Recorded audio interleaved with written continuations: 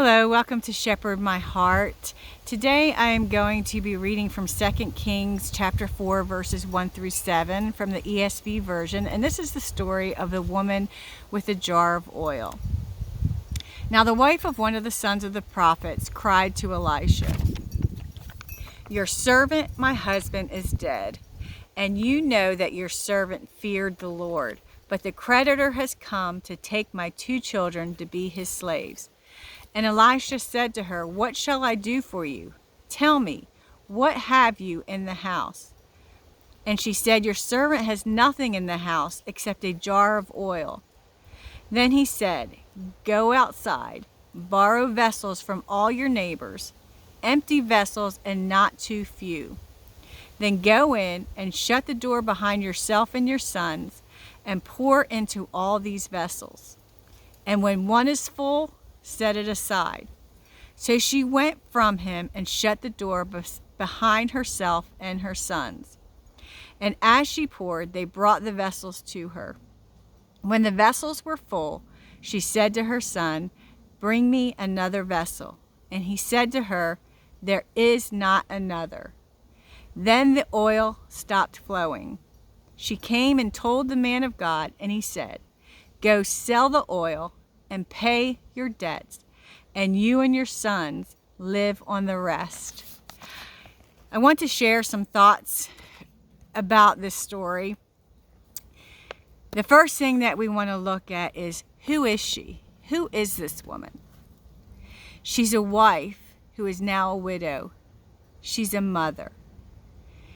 She was the wife of one of the sons of the prophets, so Elisha would have known her. And she was experiencing a crisis. Despite her husband's reverence for God, she's now overwhelmed with grief, debt, and the threat of losing her sons to slavery. Here is her dilemma. There's no hope in sight for her. Her husband is gone, and her sons are demanded to be in slavery by the creditors. She has nothing but sorrow and a small jar of oil. And when Elisha asked her, "What do you have in your house?" she said, "Nothing but a jar of oil." How many of us, when we look at what we have, we say, "We have nothing to meet my need"? Where does she go when she's experiencing this crisis? She turns to Elisha, the prophet of God. And Elisha responded, "What shall I do for you? What do you have in the house?" I love that Elisha doesn't start by offering her a handout.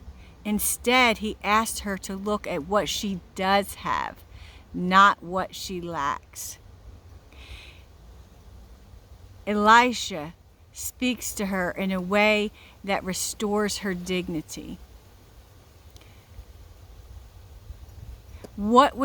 He asked, "What is in your house? What do you have in your hand?" And she said, "All I have is a jar of oil." And that small jar was the seed of a miracle. God provides, and his provision is a process with purpose. Elisha gives her instructions that preserve her dignity. She isn't just rescued, she's empowered.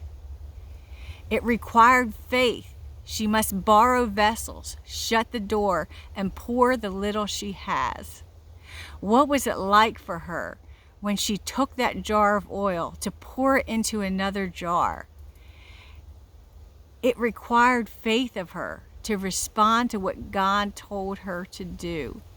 And sometimes what God tells us to do doesn't make sense, but there's a reason why. And I love how God meets her obedience with his supernatural power.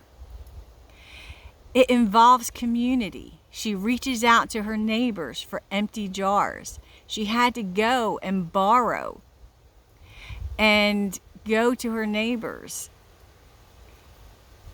And it reveals God's abundance because the oil flowed until the last vessel was full. What is the outcome of this? She sold the oil. Then she had to go out and sell it. Who did she sell this oil to? Because the vessels she had were borrowed. We can assume that she took the vessels back to the people she borrowed them from and sold the oil to them.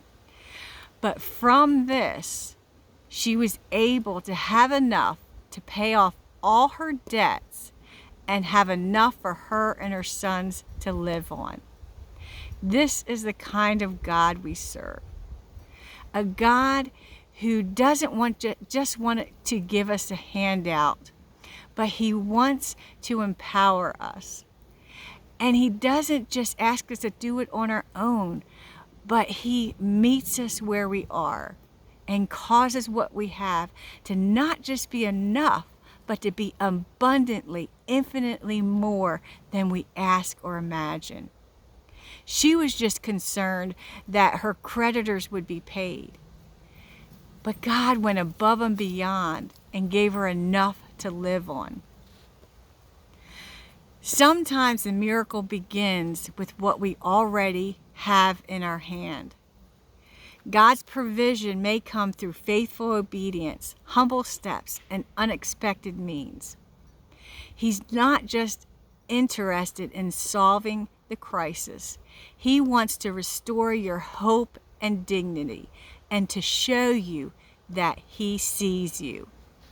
Your jar of oil is not too small in the hands of a mighty God. God bless you as you come to understand his truth.